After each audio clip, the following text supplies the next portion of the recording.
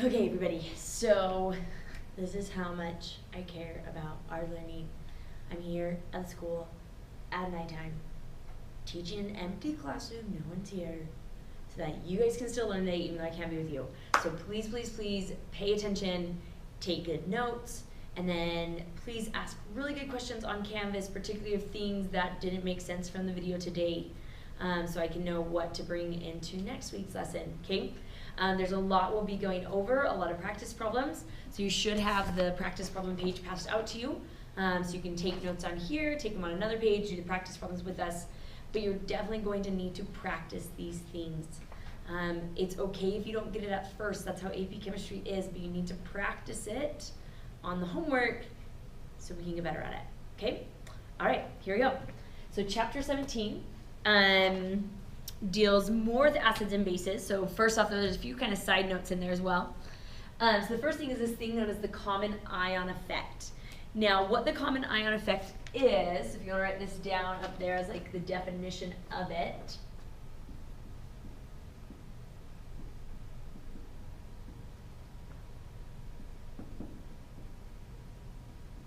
so what this is if I add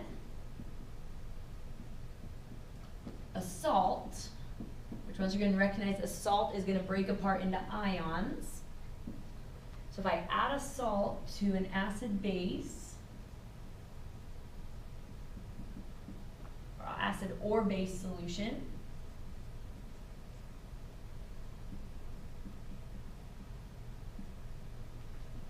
you can make the equilibrium shift.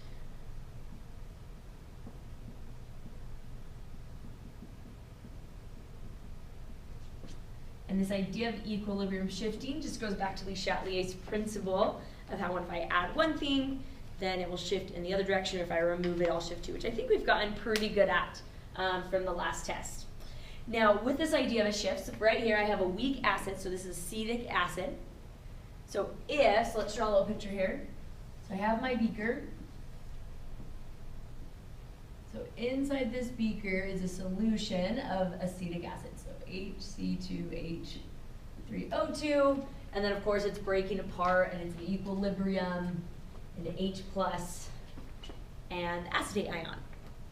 So if to my acid I sprinkle in some sodium acetate, which is a salt, so NaC2H3O2, so if I sprinkle in this salt, because it has this common ion of acetate, C2H3O2, C2O3H2, C2H3O2. So notice that what we've done is we've added more of this.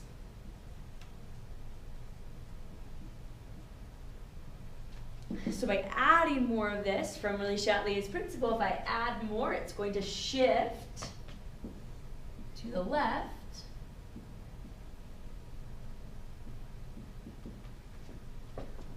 And what it does in result is if you're shifting to the left, you'll be decreasing the amount of H plus, which means it's now going to be less acidic.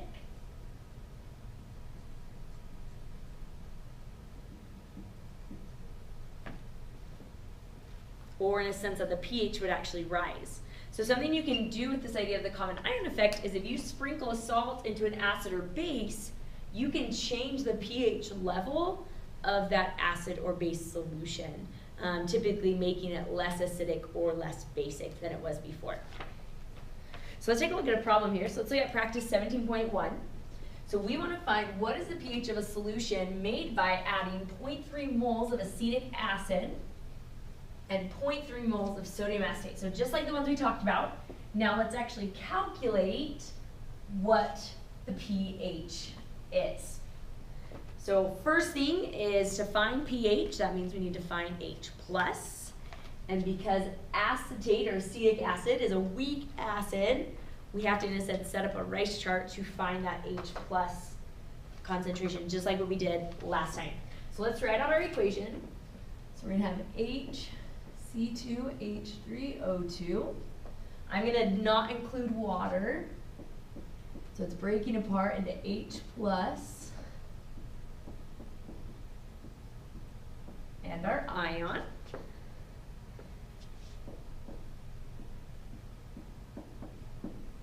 Now, initially it tells me I have 0.3 moles of my acetic acid. And then notice that the difference here from before is I'm adding a salt, which the salt breaks apart. So we're going to have 0.3 moles of this that came from adding the Na, the sodium acetate.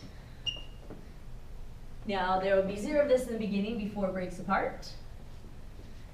Now, after this, it's just the same ratio as we've always done. So I'm trying to find I'm trying to find the pH. I have Ka. So when you have Ka, then we have to use X's. So this is going to decrease when it breaks apart, and these would increase. Carry everything down.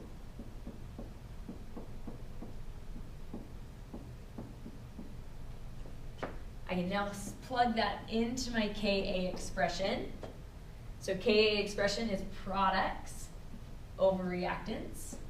So we're going to have X times 0.30 minus X over, whoops, that's a plus X, sorry. This one's my minus X. 0.30 minus X. Now, similar to before, we can make an assumption and assume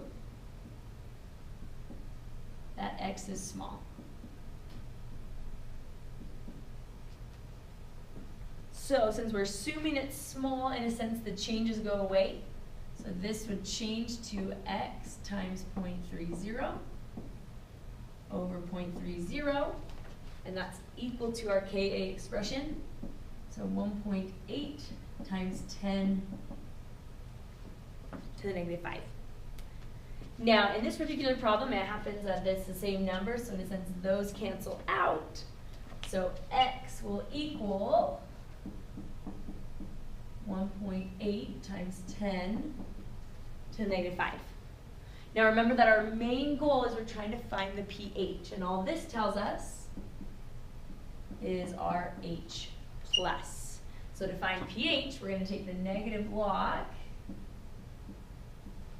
of that number, which when I plug that into my calculator, I get a pH of 4.74. Now, with this problem, recognize once again that since we added the salt in, it raised the pH up from what it normally would have been. So if we would have done this problem, which I think we did last time, without the salt in, if you want to make a note here, so without the salt, the pH of acetic acid equals 2.64. So by sprinkling that salt into our solution, we have a lower concentration of H+, and so then the pH goes up. That right there is the common ion effect. Now the next section in this chapter, and that common ion effect you're going to see is actually going to pop up a few times throughout this chapter in different ways. But the next big thing, and this is what our lab is on Tuesday will be about, is about these solutions known as buffers. So let's first define what they are, and then we'll do some calculations with how they work. Okay, so a buffer is a solution that is able to resist drastic changes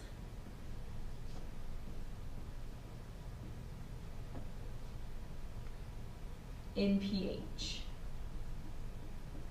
when you add something to it. So if I add a strong acid or I add a strong base, the buffer is able to prevent a drastic change in the pH of the substance. Okay? Now, the way I like to think about buffers is in order for a buffer to work, right, if it's going to resist these drastic changes, buffers must have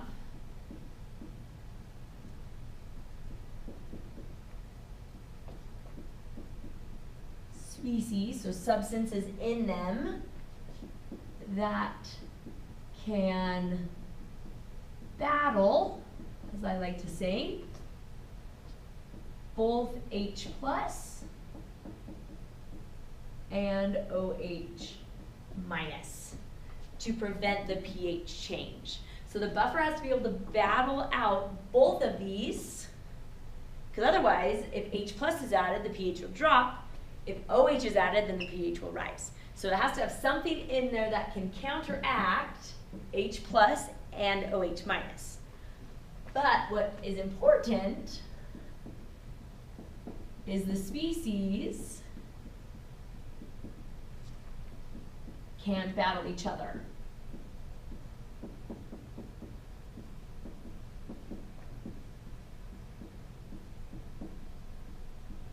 Because if they battle each other and cancel each other out, well, then they just turn into water, and water is a very crappy buffer. If you add an acid to water, it drastically changes in pH, okay? So let's talk about how to make a buffer.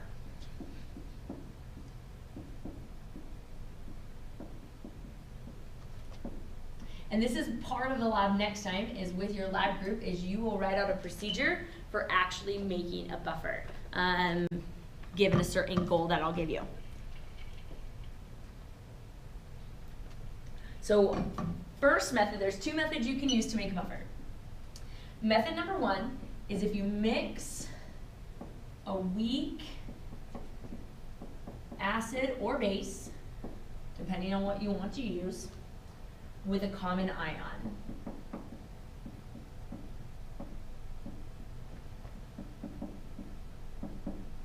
Okay, so for example, just like the first problem we did, one way you can make a buffer is by adding, so here's an example, sodium acetate to acetic acid. Because by doing that, I'd have the equation like so, just like we did in the problem.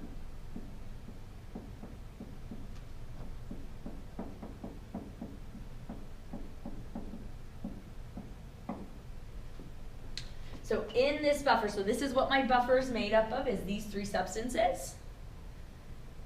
So how it works that helps to balance it out is this piece right here, because this is an acid, so this can battle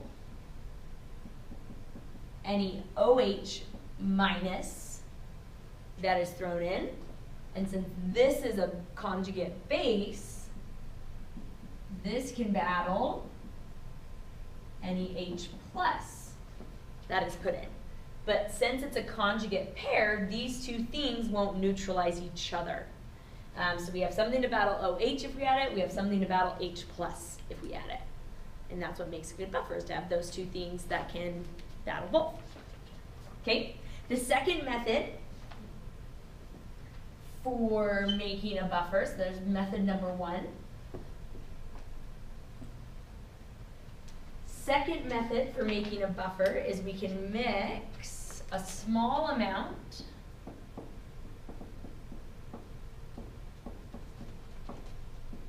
of a strong acid or base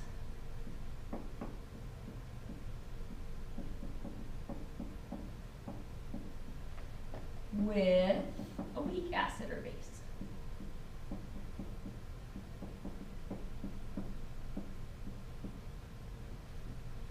Okay, so second way to make a buffer is to mix a small amount of a strong acid and base or base with a weak acid or base. And obviously they'd be opposite. So if I use a strong acid, I'm mixing it with a weak base.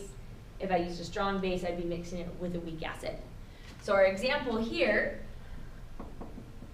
to make a buffer is I could add some NaOH, So there's my strong base to some acetic acid, which is my weak acid. So what happens here when I add these two things together is we'd have HC2H3O2. So our acetic acid would react somewhat with the OH of the NaOH, right? So this came from my strong base. And so just like we talked about before, so acids mix with bases, acids will donate their hydrogen. So then we'll get C2H3O2 minus and H2O. Now, in order to have our two pieces, once again, that have to battle, that's why it needs to be a small amount, is because we don't want all of this to go away, because I need some of this, because this is to battle more OH that gets put in. And then here's the conjugate pair that we made, and this can battle any H plus that we put in. So once again, we have our two components, the acid and its conjugate base, and they don't neutralize each other, and so it can serve as a buffer, okay? So let's go ahead, if you look here at this picture, I'll pull my screen down. This kind of shows you a visual of with buffers and that whole battling idea that I've been talking about. So when you have a good buffer, you have those two things that can battle whatever we put in.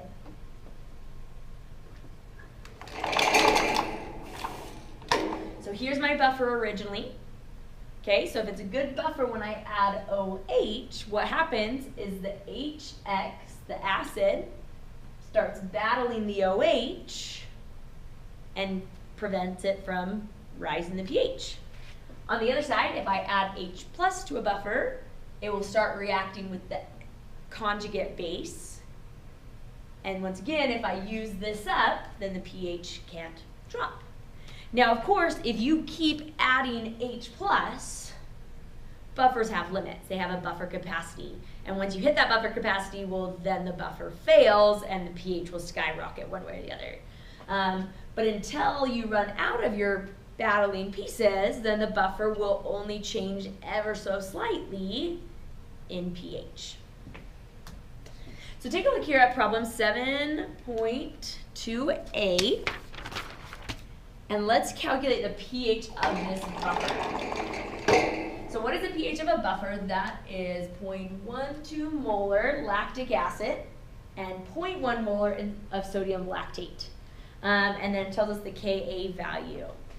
So let's first start with our equation for our acid. So we have HC2H5O3. Breaking apart into H plus and C2H5O3 minus. Now this problem should originally look very similar to the problem we did at the start of class where, okay, well I have 0.12 molar of my lactic acid and 0.1 molar of sodium lactate because the sodium lactate would break into its ion. And then we could do the rice chart, plug it into Ka, get an answer. The thing about buffers and what some of you are starting to recognize is the repetition that rice charts have. And so there's actually an equation we can use for buffers rather than having to use a rice chart. So yes, everyone can cheer for a moment. You don't have to use a rice chart here. So we have what is known as the Henderson-Hasselbalch equation. And this is on your formula sheet, so you do not need to have it memorized. But the equation, in a sense, puts together the rice chart into a single equation. So the equation is that the pH of a buffer, so it's only used for buffer situations, will equal the pKa of the buffer plus the log of the base concentration over the acid concentration. So this is the Henderson-Hasselbalch equation for buffers. To find the pH of a buffer, this equation will always work, and it simplifies the process a little bit from having to do the whole rice chart idea. So let's plug in what we know. So pKa means we're going to take the negative log of the Ka, and then plus the log of the base was, so the base comes from the salt, so that would be our 0.10 over our acid, which was 0.12.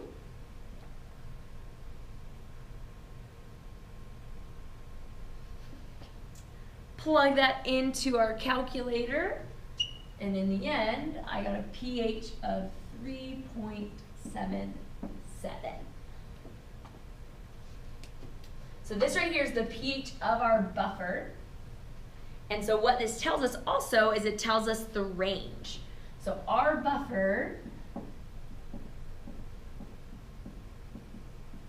would have a range from 2.7 to 4.7. So if you were wanting to maintain pH within this range, this would be a good buffer choice. If you were wanting to maintain a different pH range, then you obviously would pick a different buffer. So let's take a look at the next problem that gets more details in the calculations of making a buffer. So we want to know how many moles of ammonium chloride must be added to ammonia to form a buffer whose pH is 9. So I want to make a buffer with a pH of 9, and so I want to know how much salt to dump in, right? Because that's another way to make a buffer, is to add a salt to a weak acid or base. So our question is to find moles of ammonium chloride. So let's take our Kb equation here. So let's, I guess, write it out, our chemical equation that's going on here. So we have ammonia. Okay, ammonia would react with our water, because this is our base, and bases accept a proton to make NH4 plus and OH minus. So our Kb expression would be NH4 plus OH minus over NH3. Because remember, K expressions are always products over reactants. Okay? Now, recognize right here, this is our end goal. The end goal is how many moles of ammonium chloride, which is directly linked to NH4. Because ammonium chloride would break up, write a side equation here, so NH4Cl separates, because it's a salt, into NH4 plus and Cl minus. Okay? So I'm going to rearrange our Kb expression. So our NH4 is by itself. So I'm going to times NH3 to the other side, divide by OH. So we get NH4 plus is equal to Kb times NH3 over our OH minus. Now, looking at what we have, so I know my Kb, that's our 1.8 right there. I also know from the problem my NH3, because it tells me I have 0.1, so the one thing we need is our OH. So if you look at this problem, the other piece of information that's given is pH. So pH is 9, and this is related to H+, which can then be related to OH.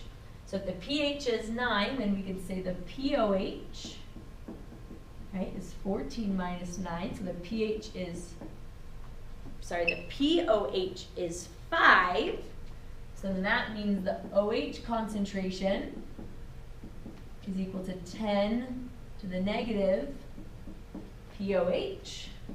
So it's going to be 10 to the negative 5. So now I can take that value. We're going to plug this in here. We're going to plug the Kb in. We're going to plug the 0.1 in. So we get 1.8 times 10 to the negative 5 times 1.0 over 10 to the negative 5.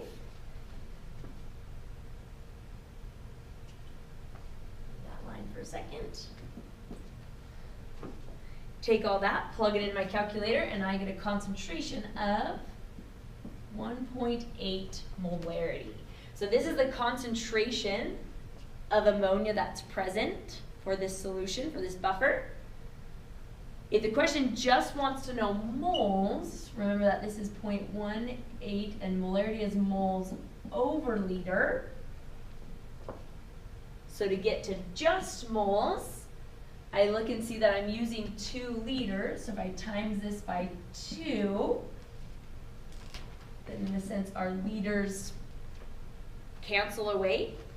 And so we get 0.36 moles is how much I want to put in. So to make this appropriate buffer, I would measure out 0.36 moles of ammonium chloride and sprinkle it into my 2 liters of a 0.1 molar ammonium solution. And that's one of the things, like I said, next time you'll do in the lab is make buffers. I'll give you a pH, and you'll have to make a corresponding buffer to be in that range. So this problem kind of gives you an idea of that. Now, one more side note, if you want to add it to this, when you go to pick a buffer, like in general, like how we knew to pick this as a pH of 9, is the way to pick a buffer is you pick a buffer with a pKa as close to the pH you want to buffer.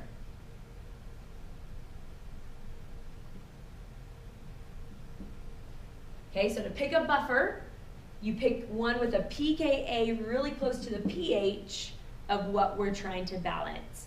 So like in this problem, the Kb was 10 to the negative 5, which means if we change that to Ka, it's going to be fairly close to 10 to the negative 9, which is the pH we're trying to maintain. So that's how we knew from the beginning that this would be a good choice in buffer, is by comparing the pKa to the pH we want. Now, like we talked about, there is a thing of a buffer capacity where if you add so much, then it just can't handle the battle and it won't work. Pretty much to have the highest buffer capacity possible, you want the higher concentration as possible. So like between these two right here, you don't need to write this down, this is in your book notes, but just to clarify something, this right here would have a greater buffer capacity because it's a 1 molar solution than this buffer, because that's only a 0.1 molar solution. Right here kind of shows you the idea of pH ranges of different buffers.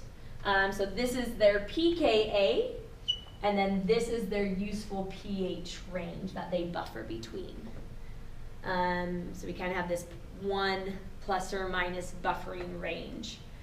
So like hypothetically, if we wanted to replace our blood with something, because our blood, like we've talked about before, is a really good buffer and an important buffer.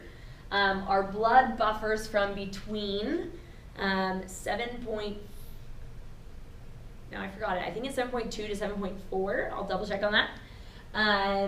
So hypothetically, phosphate would be our best blood replacer. Now obviously it's going to have a lot of other bad effects because it doesn't do everything that blood does. But in terms of buffering, that gives us somewhat of the range that we're looking for. Now, you're going to kind of notice that we do a little skip in the chapter here. So that was 7.1 and 7.2. I want to be there when we cover 7.3 because it's not that these topics aren't important, but I had to pick and choose, and I want to help cover 7.3 when I'm there with you. So we're skipping that section and going to the other ones at the end. So we're skipping to 7.4 and on, or 17.4, sorry. So these sections still go back to solubility. So remember that solubility is when we dissolve a substance in water typically. And we talked about our solubility rules. Just a reminder that this is the one solubility rule you have to have memorized. That anything with sodium, potassium, ammonium, or nitrate is always soluble every single time. So the thing about solubility, as we've somewhat talked about before, is solubility is an equilibrium system. So when you dissolve your barium sulfate or whatever it is, some of it will dissolve, but once it becomes saturated, so saturated means we've reached the max level of dissolving, what happens is it doesn't stay static, it's actually constantly changing. The stuff that sits at the bottom and the stuff that's dissolved will trade places, and that's your equilibrium. So first off, in order to establish an equilibrium for saturated solutions, you have to have some solid dissolved at the bottom, because the change is from solid to aqueous, solid to aqueous. So for barium hydroxide, when it dissolves, so you can fill this in on your paper, it breaks apart into its ions of Ba2+ and SO4 2-. Those are now aqueous because they're dissolved in water. Now, I lied last time, and I apologize. I didn't mean to. It was not a purposeful lie. Because I said we were done with our equilibrium case, but we actually have another one. So we have something known as KSP, which KSP is the equilibrium constant for solubility. But just like before, it's still the same concept. It's still reactants, it's still products over reactants.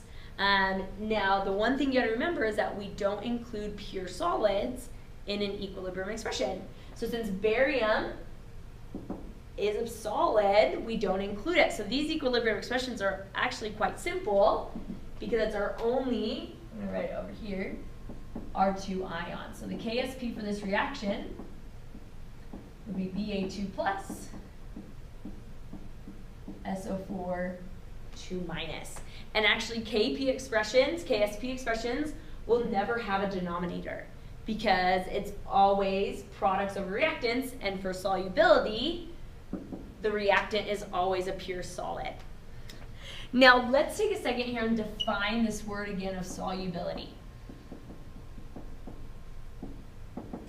So as we talked about the solubility of a substance, solubility refers to the grams of a substance, I'll say salt, that dissolves to make a saturated solution.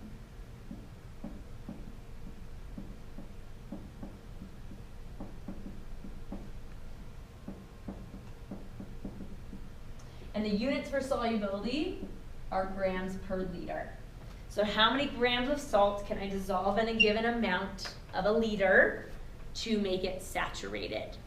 Obviously, solubility in KSP is temperature dependent. So if you change the temperature, yes, then just like all of our equilibrium Ks, K will change. Then the way that they're linked is the larger our KSP value, just like before, since KSP is products over reactants, so the bigger KSP is, the more things that have dissolved. So a larger KSP means more salt has dissolved.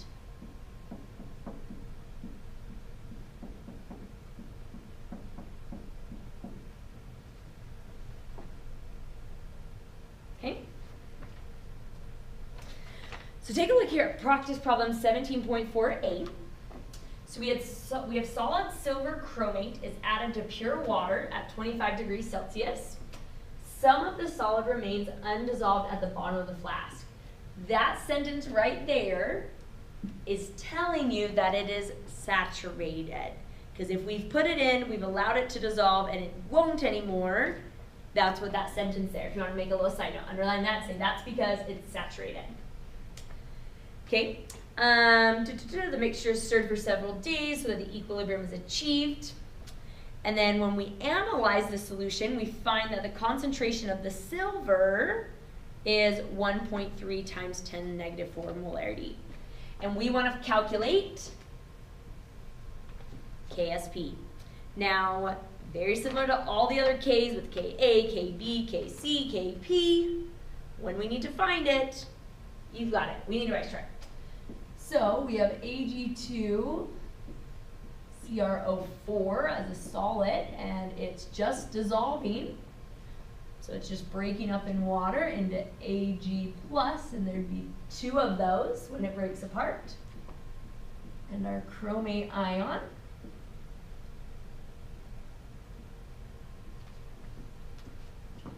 Like so, and I guess it is an equilibrium because it's a saturated solution. Now the problem tells us that once I reached equilibrium, it tells us how much silver ion we had. So the problem tells us that at equilibrium, there's 1.3 times 10 to the negative 4 silver ions present. Now what's even simpler about rice charts with KSPs is because this is a pure solid, none of that matters. It's not in the KSP expression. So none of that matters at all. And just like before anything dissolves, so initially, there's 0 of those substances. So those are everything the problem gives me. So since I have an end and an initial, I can fill the in-between. So that means this had to have increased by 1.3 times 10 to the negative 4. And if I know this change, I know that change, but recognize it's a 2 to 1 ratio. So this would be plus 1/2 the value of that change, because the change is always linked to the ratio.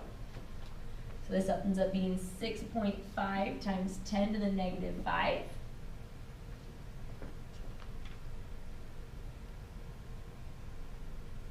So now we have our equilibrium values.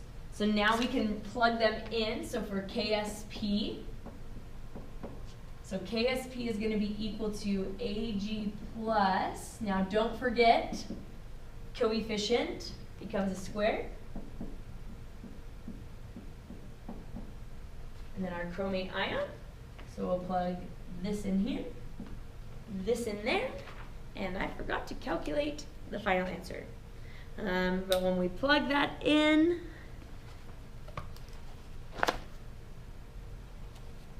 see if you can get it before I do. I wrote it down on another paper.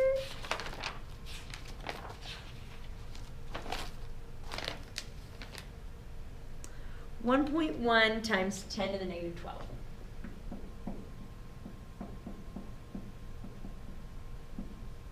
Is my KSP value. So hopefully you're seeing the similarities between our different race charts, but also recognize the differences, because that's important as well, to see how they're linked so they don't feel like all different problems, and make sure you see what's also different. Okay, let's take a look at this one where it gives us the KSP. So it says the KSP for calcium fluoride is 3.9 times 10 to the negative 11. And we want to find what is the solubility of calcium fluoride in water in grams per liter.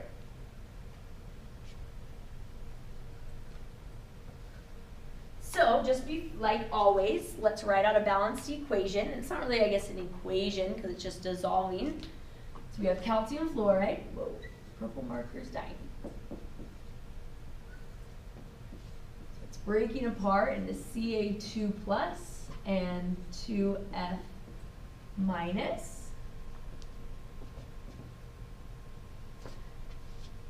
Building our rice chart. Now, I have a KSP. So when you have KSP, that's when you're going to use X's. Now, once again, we're going to cross off this whole section because this doesn't matter. These are always 0 unless told otherwise. So I know that this is going to increase by X. This one would increase by 2X. So I get X and 2X as my equilibrium values. So now we can plug them in to KSP. So KSP is calcium times fluorine squared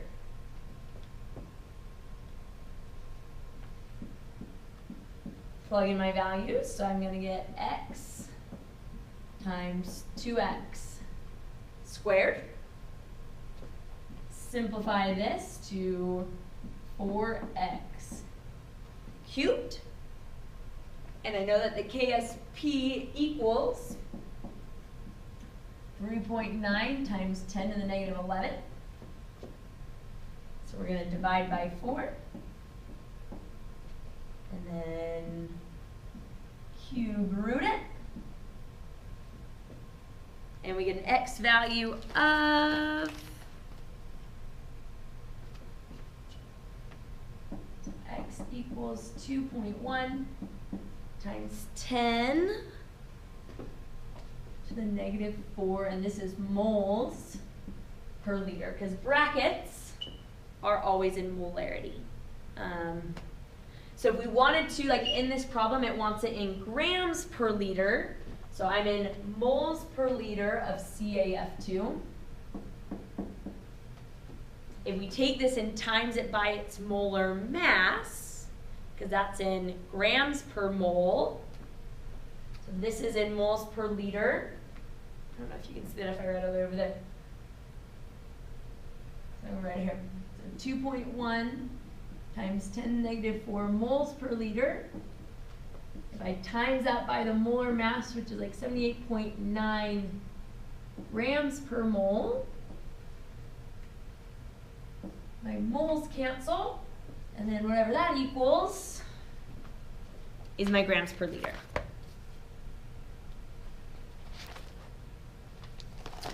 So notice once again that even though I was having to use x's, KSP equilibriums are simpler because you never have a denominator that you have to worry about, like doing the quadratic or anything crazy like that, because it just simplifies the process overall.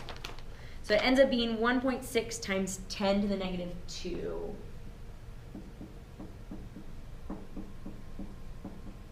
Grams per liter.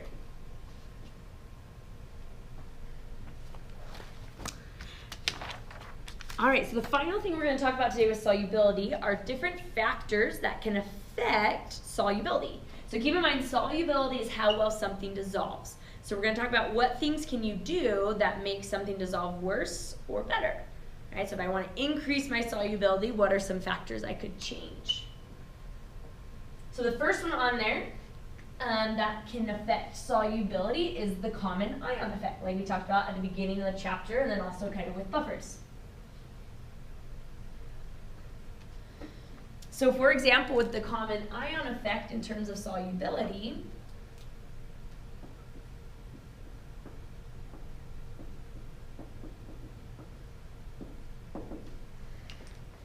is we can decrease solubility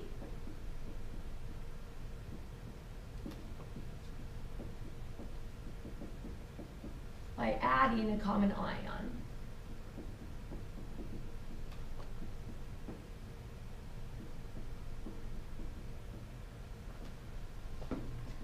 Okay, we can decrease solubility by adding a common ion. So for example, if I have the calcium fluoride solution,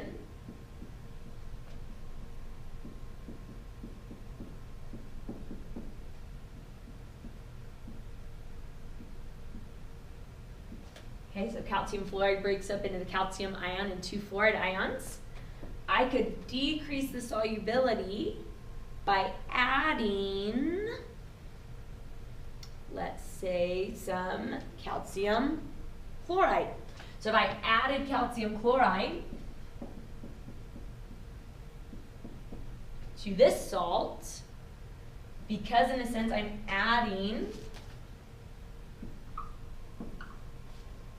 Ca2+, just like Le Chatelier's principle, when I add this, it would cause, so here's my stress, it would then shift to the left, becoming a solid again. So I can, in a sense, make it precipitate out by adding the common ion of calcium. Same thing, we could also add the common ion of fluorine or fluoride, and it would also cause it to shift, decreasing the solubility. Factor number 2 is pH. That if you change the pH of a salt solution, it can also prevent it or increase how well it dissolves. So for pH, what we're going to look at is we're going to look at the solubility of salts with basic anions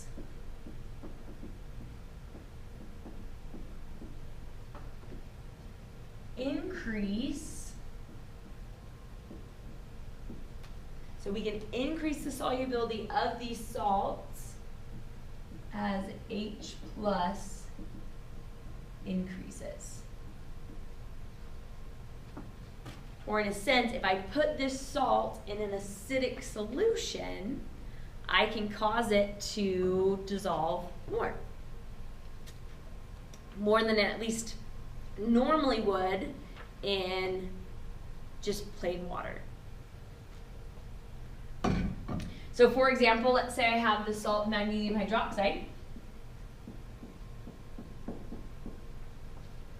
So in magnesium hydroxide, it forms a saturated solution. We get Mg2 plus and 2OH minus. So what happens here is if I put this in an acidic solution, okay, so if I put it in as acidic solution,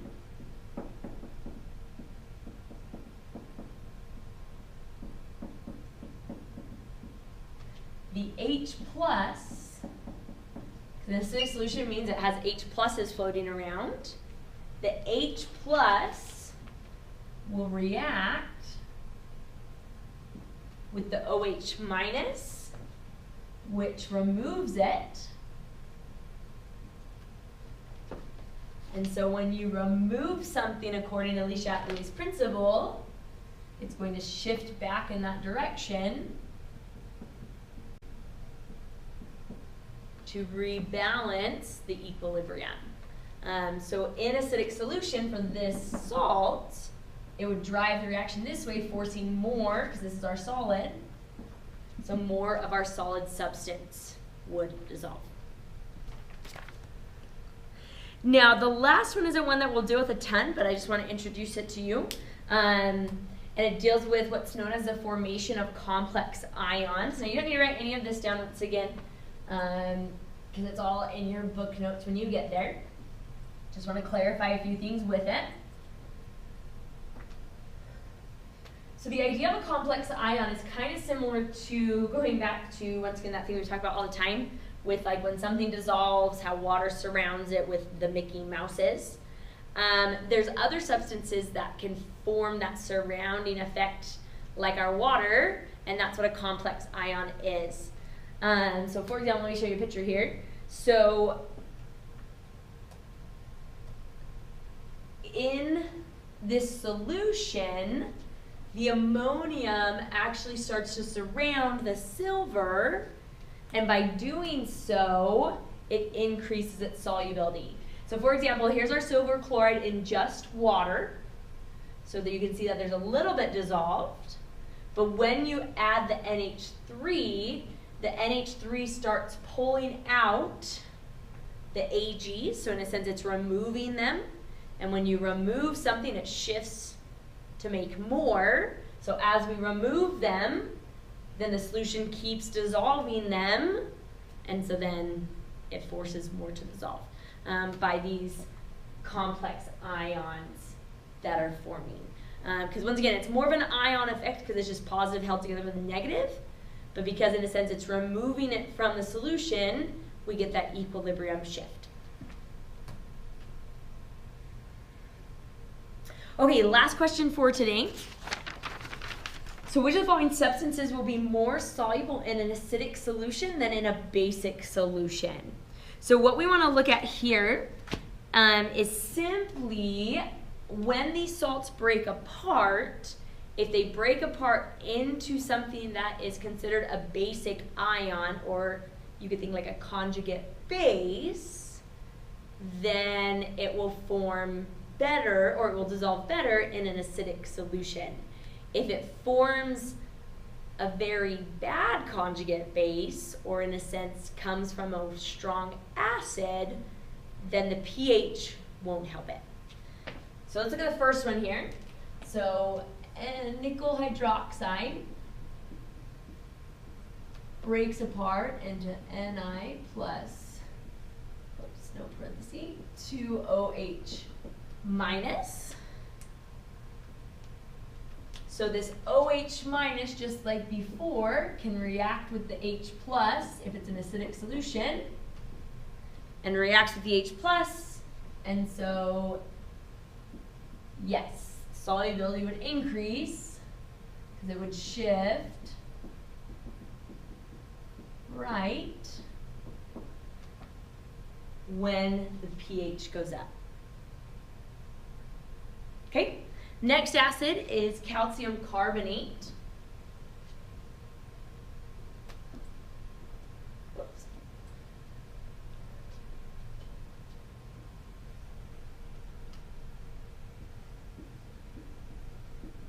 And we'll do the next one too. So barium fluoride. So these break apart. We get calcium carbonate. Barium would be Ba fluoride. So the thing that we're looking at, because the question wants to know which of the following substances will be more soluble in acidic solution.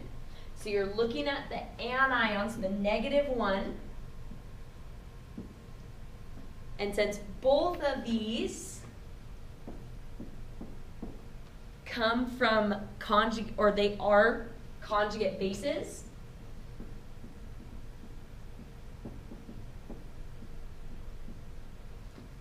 yes, then an acidic solution will help it shift to increase solubility. Versus, so here's the comparison to see the difference. So AgCl, when it breaks apart, since Cl minus, I guess we'll put this, they're conjugate bases of weak acids. Where this one, Cl minus, because Cl minus is the conjugate base of HCl. So this is the conjugate base of a strong acid. So no, an acidic solution will not increase this one's solubility, because think if the H plus bonds with the Cl minus is strong, so it's just going to break back apart. When these would actually stay together, so if they stay together, they're being removed, and removing causes a shift in that direction.